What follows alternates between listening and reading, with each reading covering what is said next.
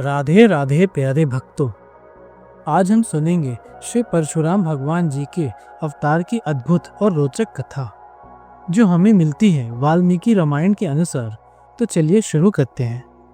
श्री परशुराम भगवान विष्णु जी के छठे अवतार के रूप में प्रकट हुए थे।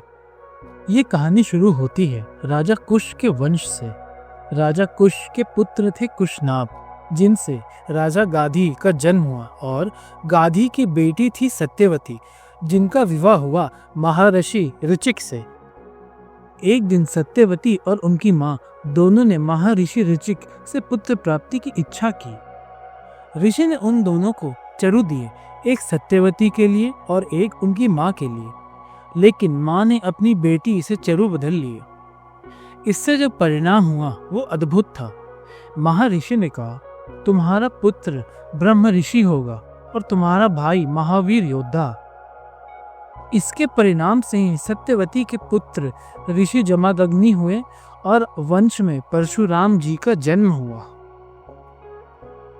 एक बार ऋषि जमदग्नि ने अपनी पत्नी को जल लेने भेजा। पत्नी जल लेने गई तो गांधर्वों के विलास को देखने लग गई और देर हो गई। ऋषि को गुस्सा आया और उन्होंने अपने पुत्रों को कहा, माता का वध करो। सारे पुत्रों ने मना कर दिया। तब परशुराम जी को आदेश दिया गया और उन्होंने तुरंत माँ और भाइयों का सिर काट दिया। लेकिन जब पिता प्रसन्न हुए और परशुराम जी को वर मांगने को कहा, तो उन्होंने वर मांगा कि माँ और भाई फिर से जीवित हो जाएं और उन्हें याद भी ना रहे कि मैंने उनका वध किया था, और साथ ही मैं अजय होने का वर भी प्राप्त किया। समय बीता और महाश्मति नगर का राजा सहस्त्र अर्जुन अपने बल का दिखावा करने लगा। एक दिन उसने महर्षि जमदग्नि के आश्रम पर आके उनसे कामधेनु गौ को मांग लिया। ना देने पर उसने जबरदस्ती गौ छीन ली और ऋषि का वध भी कर दिया।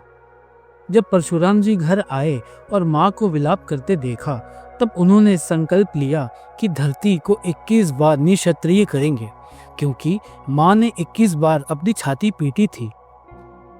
परशुराम जी ने अपने परशु और धनुष से क्षत्रियों का 21 बार संहार किया। अंत में उन्होंने अश्वमेध यज्ञ किया और पूरी पृथ्वी को महर्षि कश्यप को दान कर दिया। कश्यप जी ने कहा, अब ये धरती मेरी है, तुम दक्षिण समुद्र की ओर चले जाओ। और इस प्रकार परशुराम जी महेंद्र पर्वत पर वास करने लगे। भगवान परशुराम को अमर कहा गया है। वो कल्प के अंत तक इस धरती पर स्थित रहेंगे। कहा जाता है कि भाग्यशाली और पुण्यात्मा लोग उनके दर्शन भी कर पाते हैं। आज भी उनका इतिहास और उनकी वीरता हम सबको धर्म, शक्ति और मर्यादा की प्रेरणा देते हैं। अगर आपको ये कथा पसंद आई हो तो लाइक करें, शेयर करें और हमारे चैनल को सब्सक्राइब करना ना भूलें। राधे राधे।